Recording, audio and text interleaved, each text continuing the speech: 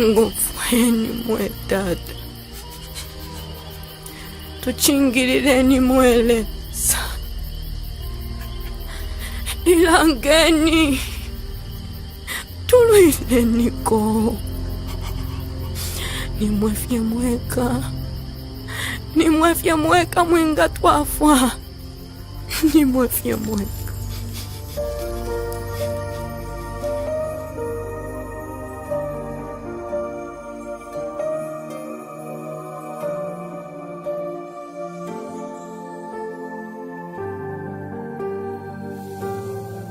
Whether it be a scheme that's made by man, produced to silence and destroy, or it be a virus of animal origin. Whether its source emanates from selfishness or in pursuit of power and control, or mere desire just to be able to invent. One thing is for sure, God is still on the throne. He's got the whole wide world in His mighty hand. Quanto mukulu palifyonse, mukulu, my God is bigger. Mukulu palifyonse, my God is bigger than any giant we face. Oh, what Goliath is before your eyes, what Red Sea is ahead of you, and do you feel an equal to the task? Oh, do you feel inadequate, and do you feel insignificant to be able to withstand the pressure? Oh no. One thing is for sure, God is still on the throne. He's got the whole wide world in His mighty hand. Oh, pantumo kulu palifyonse, mokulu, our God is bigger. Mokulu palifyonse, our God is bigger than any giant we face. And because He's allowed it, we pray for mercy and grace to handle the season. May He come to rescue and save all those that call upon His name. And because He's allowed it, we pray for mercy and grace to handle the season. May He come to rescue and save all those that call upon His name. Padomo kulu palifyonse, mokulu, our God is bigger. Mokulu palifyonse, our God is bigger than any giant we face.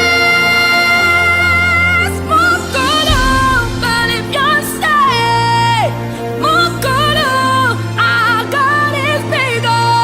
Mokulu palifyonse, our God is bigger than any giant we face. He's got the whole world in His hand. He's got the whole world in His hand. He's got the whole wide world in His hands. He's got the whole wide world in His hands.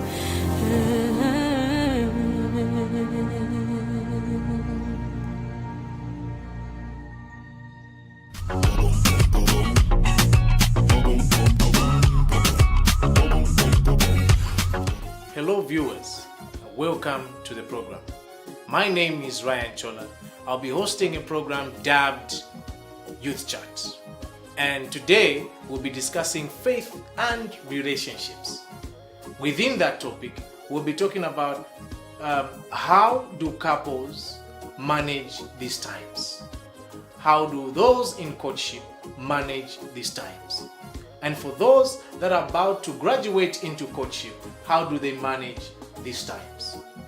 Join me with the rest of the youth at Healing Word Ministries International to deliberate and discuss on these matters. God bless and stay tuned.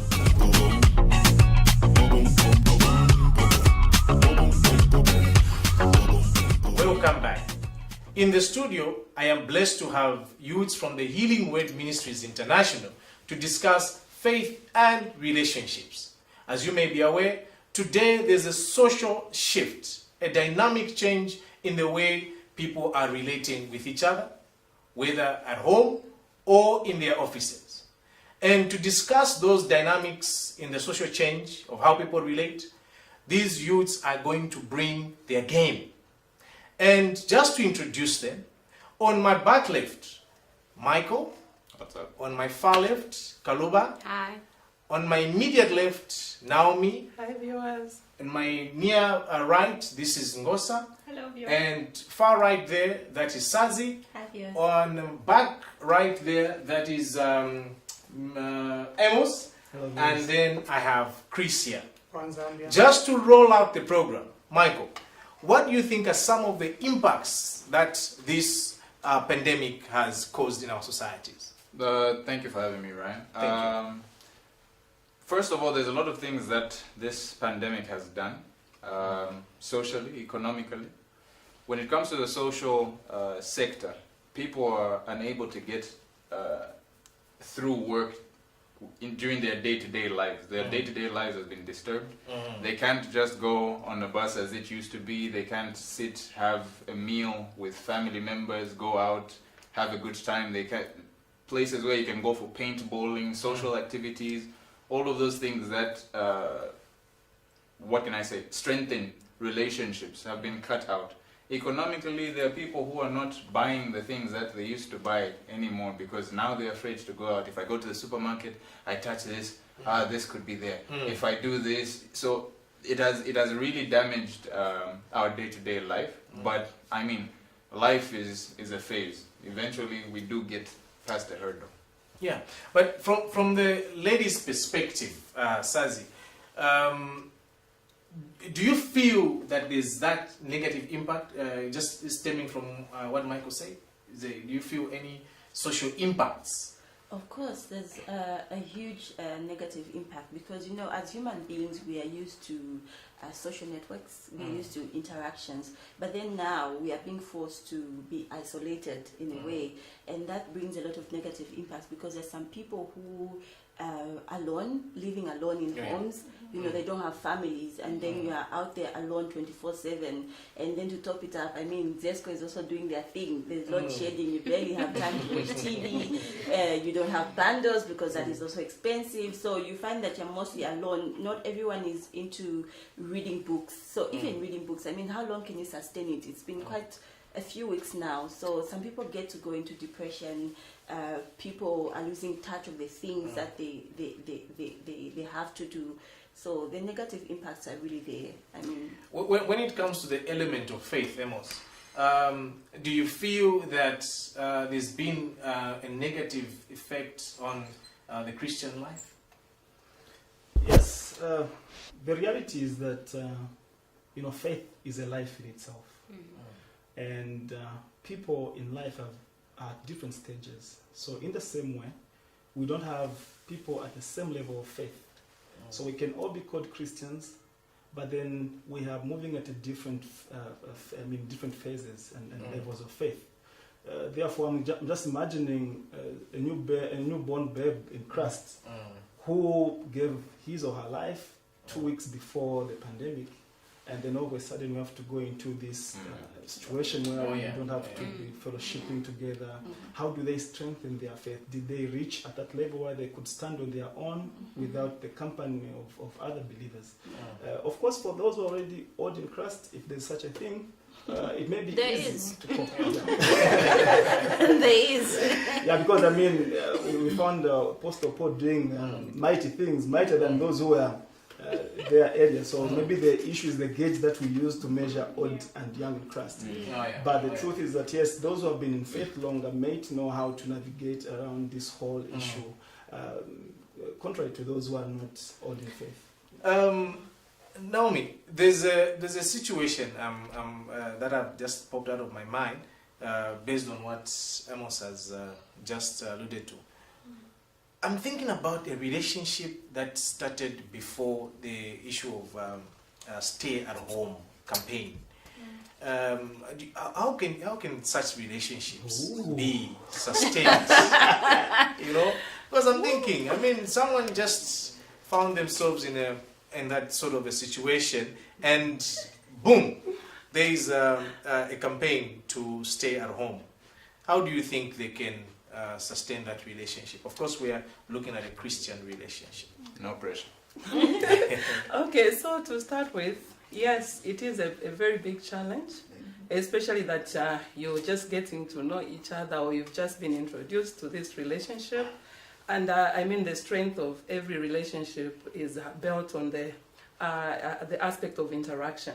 You have to be with your friend, you need to spend time together so that you can strengthen your relationship. You need to chat about this and that, so, maybe from the usual environment, from a home setup or a church setup, you need to go to a recreational center, you go out there in shopping malls or at a restaurant to enhance your relationship. But then, all of a sudden, you can't do that. But that's not the end of your relationship. By the way, I am married. And 2 weeks just after saying yes to my husband, to his proposal. Yes, as he in married, as in in relationship. He proposed to me. For him, it wasn't like, I'm going to be, I want to be your boyfriend or anything. He just came outright and said, I'm going to marry you. So I knew that my relationship was not for just a passing phase. It was a situation whereby we were preparing for something bigger than just dating or courtship. So he traveled out for like 3 months. And of course, I did have my own fears. I was like, how am I going to go through this? What if the time he'll be coming back, I don't feel the same anymore because I'm not there with him? What if the things that excited me was there? You know what I mean? The closeness of it, you know what I mean? Like, before he left, we had gone for a movie, and as we were watching a movie, and he was so strategic, by the way. He picked a movie that was a bit, like horrific. And then there was a moment when I was scared. There's such things, But then I was like, what if the time he'll be coming back, I won't feel the same. So, lo and behold, there was this issue of communication. Very, very important. And I must admit that that's what really strengthened our relationship. We communicated like almost on a daily basis. So communication is very important in a relationship. You may not be in the same place at the same time, but if you are able to pick a call and talk to your friend, like right now we have all these platforms, like and yours was before WhatsApp, eh? It was before WhatsApp, and we were not all that much into Facebook and all that. So we used to communicate via emails and calls, and then text messages. Being Zambia and Japan, it wasn't so much of a thing that we could use. But the point is, we managed to sustain our relationship because of good communication. Very, very, very important. And I want Kalua also to just make some comments on how can a young relationship in terms of courtship, that is now elevated to courtship. What are some of the things that they can be doing to just keep that communication open in this day and age? Sorry, Naomi, then there was no WhatsApp, there was no what, but now there's WhatsApp. technology has advanced. What are some of the things that in courtship they can do in order to just... In this time and age, right now, for those on MTN, let me tell you. There's this package that comes on, like you get 2 hours for free between 23 and 05. So you can be able to talk for long hours. Sometimes when you talk, like my friend Naomi was saying, sometimes communication is the way to go. We have video chats these days. People Zoom. can just, Zoom. What's Zoom? Zoom is an app that you can use to call video. Okay, so you can use Zoom. Skype takwaba. It's more like Skype. So there's WhatsApp, there's Zoom, there's the Snapchat, there's the law.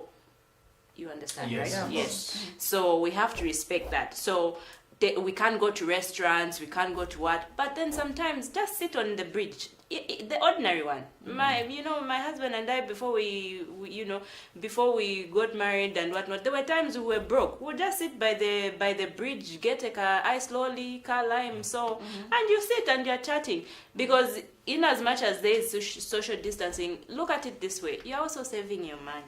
So actually, you're not going to restaurants, ordering pizzas and whatnot for 80 kwacha. You're saving money. Yeah. You come and shine. Yeah, Michael, you want to... Just to add on to what you're saying, communication is a very important thing in a relationship. But one thing that is also overlooked is comprehension. How someone comprehends the communication. Because if I send a message, if I'm doing something and I say, give me time, the other person will be like, so do you want a break? You understand what I'm saying? And most times we've had arguments as people from a text message. So rather than reacting, the best thing is always to try and comprehend and find out, what do you mean you need time? Oh no, I'm doing this and this. Rather than blowing something out of proportion. So it's always best to not conclude. It's always best to hear. Voice, sound, and expression, action. They carry a lot of weight, and that is how you're able to see someone's body language if you are privileged enough to be there in person. But Nganipa text message, if it's on the text, please be very comprehensive. It's also a test of relationships, I guess. It's a good foundation so that people should know that if we survived this corona, we can survive anything. Just very interesting thing that Michael you brought about, Ngosa. There are these cultural issues. People are raised in different dynamics. Another person is raised knowing what give me time would mean. Another person would think give me time, it's over. How can we bridge that gap in your view? Thank you for the question, and hello viewers. Like he said, comprehension, and also there's nothing wrong with asking the other person, what do you mean? Exactly. Someone might send me something via WhatsApp or a message, and I might misinterpret it. And the best is just to ask. Don't assume. Ask and it shall be given. What did you mean? Because this is how I'm getting it. So doesn't it also raise insecurities? I'm busy, call me later, and things like that. Wow. Ryan, what you just said. If there's a pattern.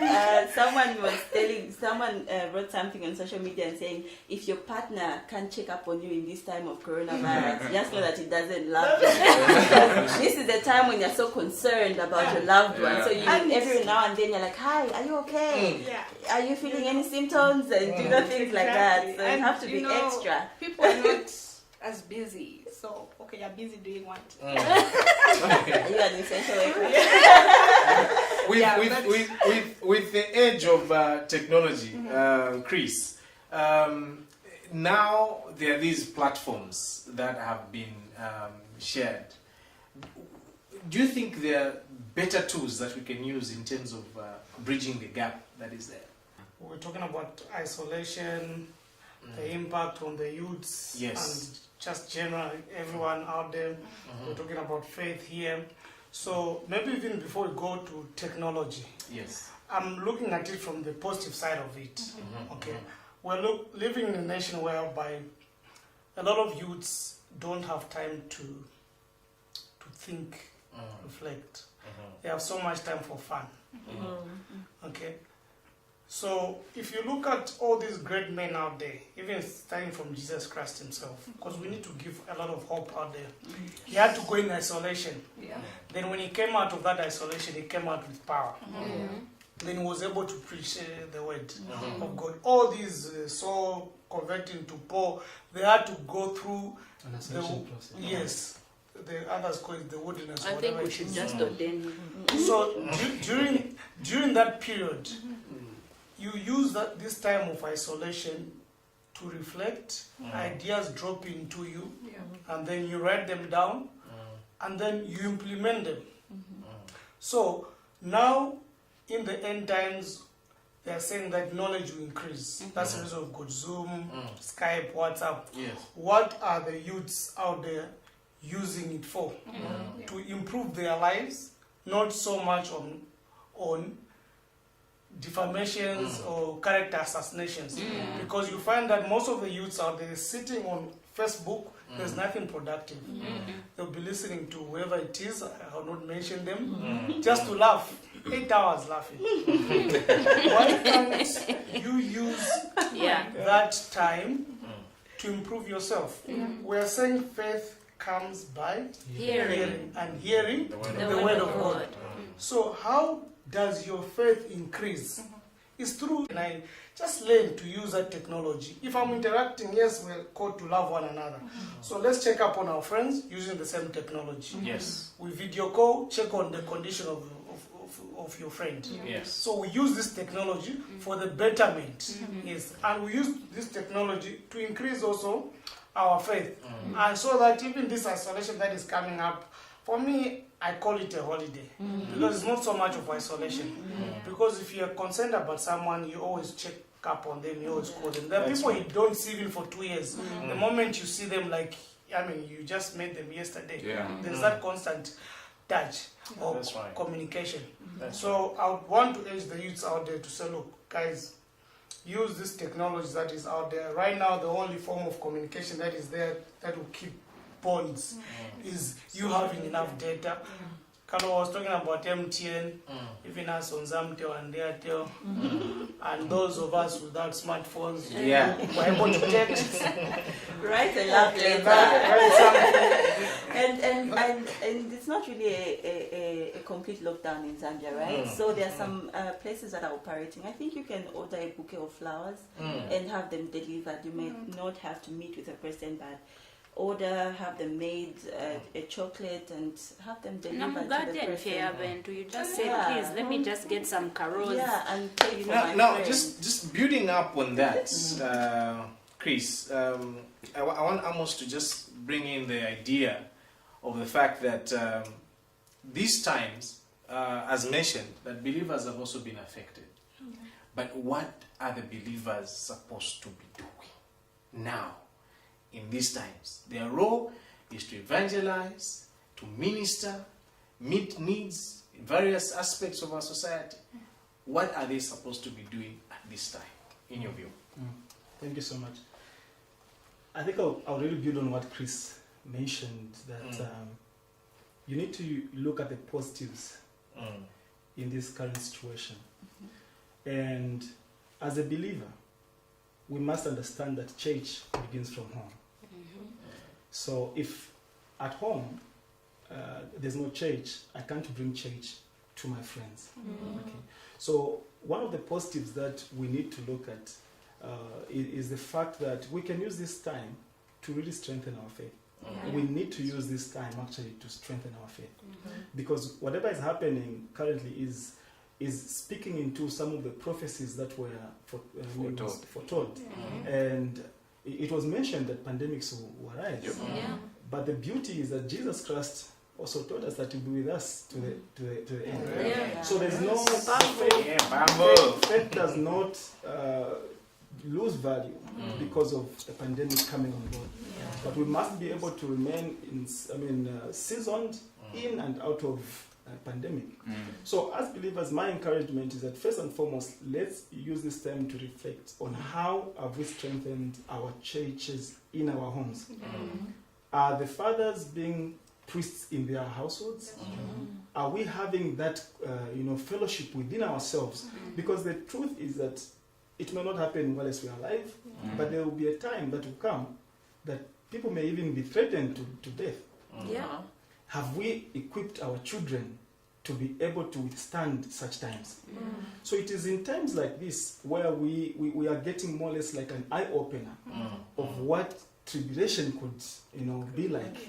And should we be found in such a situation that we are partaking in a tribulation, how do we respond to that particular issue? So we need to build our faith, read the word of God, pray more, seek the face of God, encourage one another. Like Chris mentioned, we can use even the platforms on social media and technology. We can make a cell group on WhatsApp for 5 people, and we have meetings, prayer meetings on WhatsApp. Great. Yes, Chris, you want to come in? I just wanted to add on that. Look, whatever is happening right now, there's nothing new under the sun. Seed time, harvest, all these things will happen. So we should not allow ourselves to be filled with fear. Because fear is not for Christians. It's not of us. Us, we are of a sound mind. Yes. We're supposed to be bold. So we should make sure that during this period, we spend more time. The things that we cannot do. I know I cannot pray as much as my wife prays, but this is the time that I should say, okay, let me now exercise. If I'm addicted to my phone, let me use this time to see let me time myself. How many minutes can I pray? Can I see and measure myself from this period? Can I pray consistently, not with repetitions for this long? So we could use that time also to give hope to people. Like someone was saying that people stay alone. Security concerns during this period. So if we're checking on them, we can check on people better by praying for them, because by the end of the day, we're only secure in Christ. So we pray for people out there. We draw up a checklist and pray for people out there and pray for ourselves as well.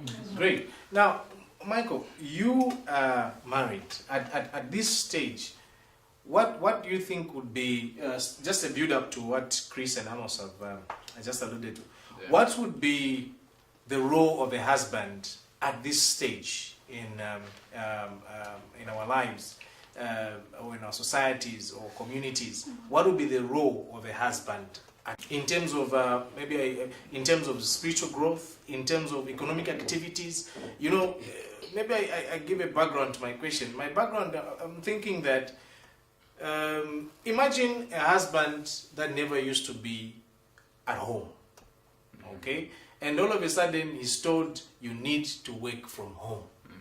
And the children are out there also wanting the father's attention, not knowing that the father is actually working. So what do you think would be the role of a husband at that point? To answer your question, Ryan, I'm going to quote Miles Monroe. Miles Monroe said, for every failure or every success, the bottom line is management. If someone is able to manage something, regardless of how small or great it is, and they manage it well, the fruits thereof, you shall know them by their fruits. Of course. The fruits will be positive. If you see a billion-dollar company now, it's because they worked on their management. Yes. If you see a company that has been there for 20 years and they still make 10,000 kwacha profit at the end of the year, it's management. So, based on that, if you look at Adam was given the garden before he was given Eve. And he had to manage everything. He had to name everything. That in our individual lives, downsizing it to our individual lives, of course. If you as the man, the head of the house, know your roles and you know, okay, I need to be able to manage this and this and this, because we have got a foresight. As men, we are built to see what could happen, the possibilities of something. And if we manage that, if we show our children, I like to say that children don't do what you say. They do what they see. So if a child, there's no do as I say. If a child sees you on your phone, what is the child going to want to do? be on the phone. Yeah. If the child sees you reading books, the child is going to be buried in books. If the child sees you praying, the child is also going to be buried in prayer. If the child sees you watching TV, the child is going to be, no, I'm crying because the TV is off. Yeah. You understand? We create a system, and a very critical stage for children, all parents need to know this, from 0 to 12. A personality is formed for a child. If in that period you create an environment for a child where there is no growth, the results will show. If it comes to a point where between 0 and 12 you have drilled in the rules, the Bible has said, train up a child in the way that he should grow. So that when he grows, he must not depart from it. So that train up a child, the child is 0 to 12. That is where a child is a bucket. And by the time they're giving you out what you have put in. So the role of a man from the beginning of time has always been responsibility. And mind you, man wouldn't have fallen if Adam didn't partake. It needed him to seal, that seal of authority. So he put it there, and in every household, if a man does not take his role or his position to say, this is the direction that we'll be going, and he's just letting nonsense happen in the house, there's no order, neighbors are coming in, going out, he is coming home late, he's doing whatever it is, he is setting a trend for the family. So it's very important for men and women to realize their power in society, realize their power in the household, and be able to pass that down to the next generation. Yeah. Well, great. You want to come in? To whom much is given, much is expected. And also, Ryan, it's also a time for men to fix all the things that are not working. Thank you. Those leaky faucets, please. Management. Yeah, management. But then, there are some husbands, I always call my husband Mr. Solution, Mr. Fixer, because he fixes the things. Hey, when I tell him, honey, the bulb is not working, he gets it done. But then we have some men that are always saying, I'm working. And then when he gets back, he's tired. He's not doing it. So this is the time for you to fix the bulb holders, fix the sockets, fix the door fix everything that's not. There's a saying that when a man says he's going to do something, you don't have to remind him every 6 months. Oh my God, it's 6 months. So, this is the time for you to get it done. Fix that thing that the baby plays with that's not working. Just do things around the house that makes our work easier as well. So get busy with your hands. On the flip side. Yeah. To also get to know their children. So learn how to fix the bulb. I mean, You are tall, you guys, you can reach. I was waiting for that. No. You can't do a socket? Why? I mean, you can do a bulb? No, why? Change a bulb. Well, but We can I'm change, told but you just want like to you make want it feel the good. guys to cook too, isn't it? We know how to cook, but we just don't like. So we know how to change roles. We just don't like to. No, we You don't want to show off. No. we want to make you feel manly, like Yeah. I'm Show changing your the muscle. bulb. Yeah, But we can Yeah. do it. We just don't want to touch that area. Okay. All right, great. Viewers, thank you so much for being with us.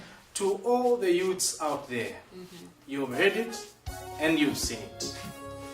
There are youths out there who believe in the calling that is upon their lives.